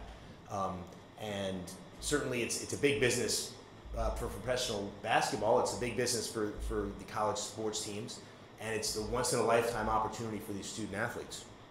And a lot of it does come from need-based situations where the majority of student athletes that I represented were certainly looking to get paid and handsomely and as soon as possible, but they had big needs and they needed to be met, and they had a family relying on them, they had aunts and uncles relying on them, in many cases they had children of their own relying on them, and they had to figure out how do I navigate that as a teenager themselves in making the right decisions for themselves and for their future and their long-term opportunities. So I think the rules are messy and complicated now. I think it's certainly messy and complicated to start compensating student athletes, but I don't think that's a reason not to consider it and to figure out a way to improve the system. I'm reminded of Ed O'Bannon, who's a contemporary of mine. He played at a much bigger university and was a much better player, but I followed Ed's career very closely, and he was someone who was his trajectory was for stardom. I think he was one of the top 2 or 3 high school basketball players in the country when he went to UCLA. He was set to be a multi-millionaire at an early age. The rules were certainly set up then in a way which made it more difficult for him to turn professional as early as they are now. And those rules have evolved back and forth. LeBron James was an example of someone who could come straight from high school to the professional ranks. Since that time, there have been some restrictions that have been put on that by the NBA, not just the NCAA. But Ed O'Bannon is an example of someone who, certainly I think could have been an all-star in the NBA and made over $100 million in his professional career in terms of his ability. And it was cut short by injuries. And his career and his opportunity for economic gain were cut short because of the injuries. And the timing may not have been perfect for him, but certainly the rules governing college athletes and how they turn professional, where that line and demarcation is drawn for amateurism, had a big impact on Ed O'Bannon's career, his economic opportunity, and certainly now as a plaintiff in this case, the named plaintiff in this case, we see him in a different light. But Ed O'Bannon is an example that many of my colleagues talk about of someone who maybe didn't time properly when he turned professional, and his career could have turned out very differently. So thank you very much for having me. I'm looking forward to the discussion.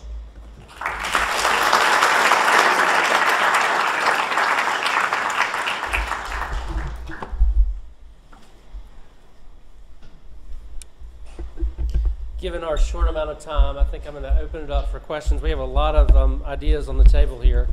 So I'm going to open up to you all and ask what questions you all have for our panel. Yes. Yes. I kind of have a question maybe specifically to Mr. Karcher.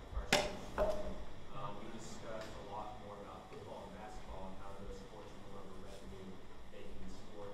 I myself was a collegiate swimmer, and a lot of collegiate swimmers have not yet been endorsed, but Michael Phelps, for example, was endorsed when he was 18 years old before he even went to the University of Michigan. He did not swim at the University of Michigan because he was already endorsed by the Speedo. Should endorsements for these kind of Olympic sports that do not make revenue for the school, like swimming, should that be considered arbitrary and thrown out because it's not a revenue-making kind of sport? When you say should it be thrown out, should it be deemed arbitrary? I guess I look at any. My personal opinion. Again, it really doesn't. The question is whether payment for endorsing a product, crosses that line of demarcation into professional sports. And my personal opinion is that it does not. I don't care whether you're a swimmer, or you're a basketball player, or a football player. And whether they did it before college or they're doing it during college. I don't know why it is if somebody gets paid. What is it? I still don't understand. I don't think anybody's really articulated it for me. Why is it if you receive some money for your name in a product that means you aren't an amateur football player? Why is that? Is it because you got money? What is it that means that you've destroyed that?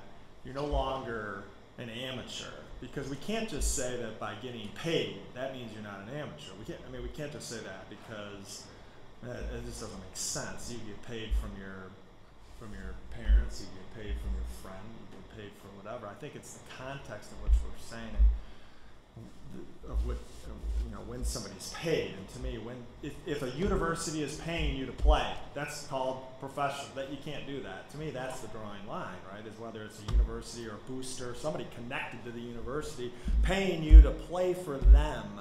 That to me that's it. That's called, you're no longer. That violates amateurism. Then you don't even have, in my view, a product of amateur sports if universities and or people connected to them are paying players. But I don't understand why any company can't pay somebody because they're really good and they want to make money with their likeness. I don't know why does anybody have a problem? Do you guys, anybody in the room have a problem with that? Would you stop watching Mississippi play? Would you stop watching Texas? Would you stop watching Texas A&M? Hey, Johnny Manziel got some money today. Hey, do we change that station? I don't want to watch that today. But my guess is if Texas A&M or boosters were paying him, all right, now it changes us. It changes our thinking about this is not a college sport anymore. This changes the entire competitive field. Now we're going to be competing for wages and all these things. We completely, changed it, I think. That's a long answer to your question, I think, so. Hopefully I answered it correctly. Did I not? It's still a hard line to draw, because Rick, what if you get the broadcasters and they're the one paying it, but the schools say, well, keep 20 million of that and pay it to the athletes. Under your definition, as I understand it, that would be okay. It's still basically this. It's really, really hard to say, what constitutes pay-for-play amateurism. I think it's really hard to justify any of these rules under what's really an antiquated amateurism model. It's never really existed except back in Britain, which designed to maintain class-based distinctions. It would seem to me that under an appropriate analysis, the question is, you could put a limit on it and say everyone can have X amount, say 5,000, 10,000 a year, and then all of the universities and athletes are on the same playing field. So that's really, I think, what the focus ought to be, is what's necessary to maintain competitive balance. It's just real hard to draw this artificial lines of amateurism. But if Nike pays, if there's no booster loophole, there's no connection between the university and the payment, whether that's a booster and whether that's Nike as the booster. Maybe Nike's not a good example. So some third part, some company, some food company, McDonald's, wants to pay Johnny Manziel something to, where's the competitive disadvantage to other teams that are playing Texas A&M? I guess I don't see the competitive disadvantage that any team would have playing Texas A&M, regardless of how much McDonald's decides to give Johnny Manziel. He has more. Then he just has more money in his pocket. I mean, why is that? Why? How does that help Texas A&M on the field have a competitive advantage? I don't know. The person's making the decisions in those companies probably have some sort of allegiance to some university. Okay, well then I see the problem. If there's no connection, see what happens in this discussion is the house of cards are going to come crumbling down. The slippery slope. That's what we always do with this. Well, if you allow this and you allow this, no, stop it there. And you say, if you have a connection to a booster or the university is paying, that violates amateurism principles. I mean, I guess if we have that connection, well, then it violates amateurism principles. I guess I don't like the going down the, I don't like the slippery slope arguments of the booster loopholes, the booster loophole. Next question right here. There are many that say the NCAA has lost its power or desire to enforce its rules, and that all the schools, all the boosters are paying all their athletes. NCAA is taking a blind eye, especially the good friend of Big Saban, who is the head of the NCAA. So our older friends tell us on the fine while I'm talking. What is the future of NCAA's ability to enforce its own rules and to keep the boosters subsidizing their teams? Who wants to take on that one? You want to take it? I'm not answering that. We want to keep up. I think go that ahead. I shouldn't say this, but they've been weakened without the subpoena power. They're trying to change the enforcement process, so a lot of it relies on self-reporting. The conference, the powers at the conference level, the NCAA doesn't have that type of power. So they're accountable to all of the member institutions, but it's the big schools where these are the concerns, and I know that the conferences are as concerned, and they don't have the same systems in place as the NCAA. So there's a power shift almost at the conference level. Well, and it's still, having been an antitrust lawyer for a number of years and advising trade, the NCAA is basically a trade association, and it is really, really hard for associations to agree upon rules and then to effectively police cheating. I think it needs to be, you're going to need an independent third party if that's what you really want to do. I mean, why, who catches, entities engaged in price fixing, market division? It's the, Justice Department's antitrust division.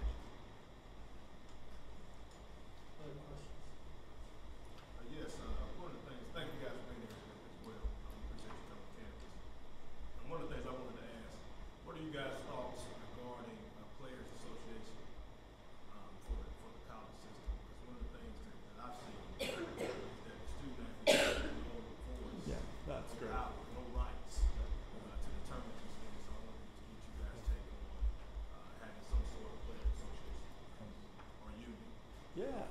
I have to jump in on that one. I mean, first of all, there is one.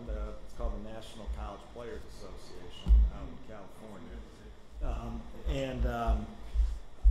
The issue then is what leverage or power can it get, right? Without a labor union, a true formation of the National Labor Relations Act. There are some who make very convincing arguments, some very smart people. In fact, my former sports law professor has written a fabulous article as to why he believes that college athletes have the ability to even form a labor union under the labor laws, based on the control that they're under of the university, that they fit the definition of an employee for purposes of the NLRA. Putting that aside for a second, I think as I was discussing, I think the inevitable result is some sort of continued organization. We're seeing it happening in a variety of different forms, and I mean anything. I mean just little things, and what happens is the media just brushes this stuff aside. But when top players get on a conference call and they decide that they're going to wear on their wristbands. What was the letters? Players United, some UPA or something. All Players United or whatever it stood for that. So, All Players United. Well, that didn't really do anything because the message wasn't clear. It wasn't clear what they were getting at, and nobody really spoke about what it was about. To me, it's extremely significant because all that matters is what they decided on that call meant, what it means, and what they're trying to accomplish, right? It doesn't really matter other than that. And so the more that they are able to get organized, whether it's through an association or whether it's sort of informally on their own among their teams or whatever, I think that you're going to see some of that. I don't know how long it's going to. I mean, I just think that it's inevitable based on the revenue that's going like this, and they're staying the same, right? And it's going to come to a point where, hey, let's talk if you want me to show up today. There's another situation. Players have done that before. Before a championship basketball game years ago, I talked about it in this recent article I wrote, where they were literally going to not, when the Final Four, March Madness started, they weren't even going to play. I mean, the ball, they were just going to let it roll out there, right? What takes, when does it go that step from that type of discussion and thinking about it and talking about it to doing it? I don't know how. I don't think it's that big of a step. That's my personal opinion. I agree that it's long overdue and the players deserve to have a voice in this process. And the pie's getting larger. We're not fighting over dispute resolution, but the opportunities for more revenue, for participation are there, all this litigation is screaming for it. And so if I think the parties could come to more of a problem-solving approach on how can we all participate and get together, it makes complete sense. Here's an interesting take on it. If what Rick suggests is that the players, without unionizing, just collectively get together and say we're not going to play. Now, the real interesting thing is whether that is an economic boycott, which would be subject to Section 1 of the Sherman Act, or it's more of kind of a, claim to get, political or economic rights, which would not be. And I think it's a little more of an open question you suggest.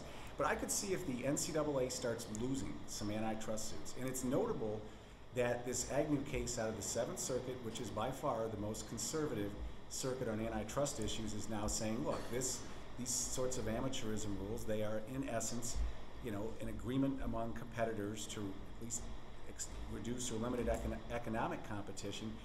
The NCAA universities could well have an interest in these college athletes being professional athletes, having them unionize so they're immune from antitrust suits under the labor's non-statutory exemption. So it could conceivably happen that way. Isn't the real problem potentially solved if you had professional alternatives for these big money sports like in baseball and like even in the swimming example we had earlier? So a student athlete actually has a viable choice, is choosing to live by these rules, as opposed to football and basketball where they really had no choice, and therefore it creates all these tensions with a captive labor market. So if we had some option like college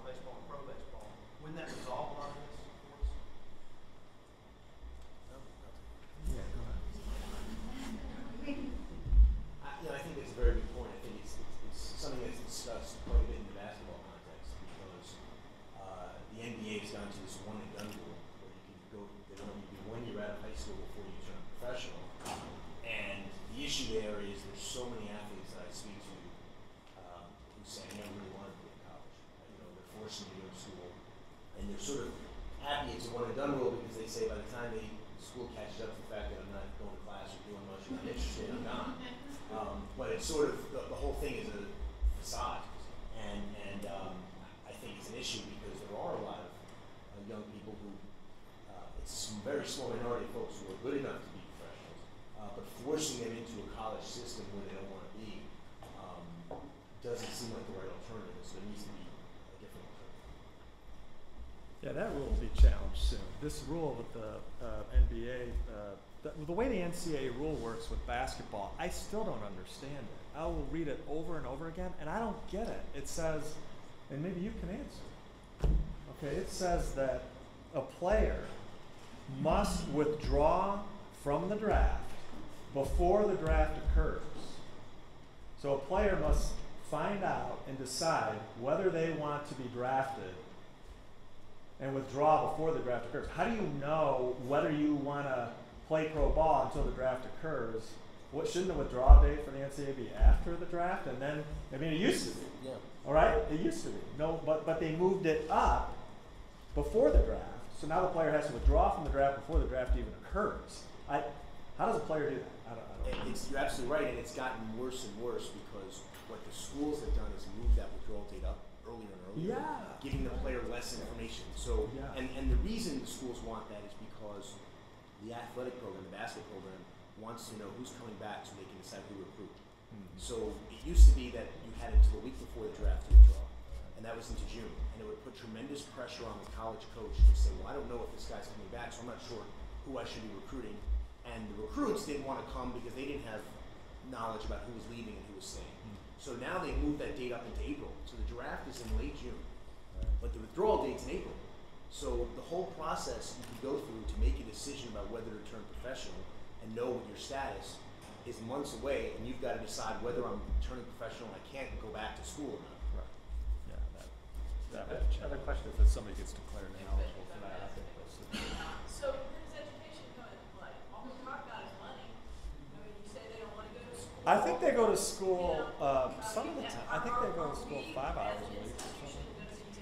All of those athletes that want to come back and now get their degree because they left too early when we're an educational institution. You all have degrees. I think it's important. So where do you think that's going to land? Because we haven't talked about it much other than they don't want to be forced to go to school on the front end. I think it's an important conversation. Yeah, no, I think the NCAA could probably do more that way to put the emphasis on the education. I would agree with you. I mean, I think that they could reduce practice time. I think they could reduce the workload. All this conference realignment makes it more difficult for the players in college sports, the travel and everything, and the amount of time that they're out of the classroom. Yeah, I mean, if it truly is an education, and amateur sports is about education, I think that they should, make the rules so it allows them to do that more. I don't. So the answer to the question, I think, is that part of it's related to the rules and the requirements within the system itself. I think. Well, I think it feeds that. It's in some. I think the realistic thing is you've got to give the college athletes the opportunity to focus on the education after they're done with their college career or even their pro career. I think it's pretty difficult, even for anyone, to graduate in 4 years. But when you're trying to combine it with the demands of, really any intercollegiate sport, and there's been some, Jim Delaney came out in favor of that, saying we ought to get, free tuition, if you were an intercollegiate athlete. And I'd say as long as you're in good standing and making some reasonable progress, they might need to lower that, a little bit. But I think part of the reason we like college sports is these are students. It is because of the educational aspect of it, but that's the part that gets really overshadowed and marginalized by the commercialization, and that's really where the problem is, in my view at least. And one thing I would say is that William brought up the survey of, I think it was like 50% of Division II athletes think they're going to play professionally, and there certainly needs to be greater transparency and greater information for these student athletes, because for all these students who say, I don't want to go to school, I want to go back and play pro, 90+% of them are just flat out wrong about their opportunity and don't really understand the opportunity that's presented to them to be a college athlete and to get a free education, and what that can do for their lives long beyond their playing days. And I still think that even if someone doesn't want to be at school, that the college experience is a positive thing. It gives them, especially kids from small town, in small towns who really have not seen much of the world or know anybody from outside their county, that it's a positive thing in that regard. And the schools I've worked with, it's amazing how much time, effort, and money they spend on trying to help student athletes get an education, basically making them, even the ones who don't want to. The rules are there that you have to meet certain minimums in order to remain eligible. And the schools have, in the time I've done this work, the growth of academic centers, academic support staff, mandatory study hall, tutoring, mentoring, academic advisor meetings every week. That's just the norm now in the schools that I work with. So, a lot of the kids, if you gave them a choice that you can play for 3 years in a semi-pro football league, or you can play in the SEC, and you don't have to go to class if you choose option 1. A lot of them would choose that, but that's when they're 17, 18 years old, and I just have to believe the end product, that there's some real good at it that comes out of it. They're around good people on campus who want them to do well. Got time for one more question. I actually work in the academic center for athletics. I'm going to ask the Congress, is there any move or shift to possibly follow the European model and go to more professional organization for students like Jadavian Clowney, like LeBron, who's ready to go, might not be completely ready mentally or maturity-wise, because there has to be, if you're going to make them go, Congress to that, because there's always an anti-Saban. So what? How many people watch minor league baseball?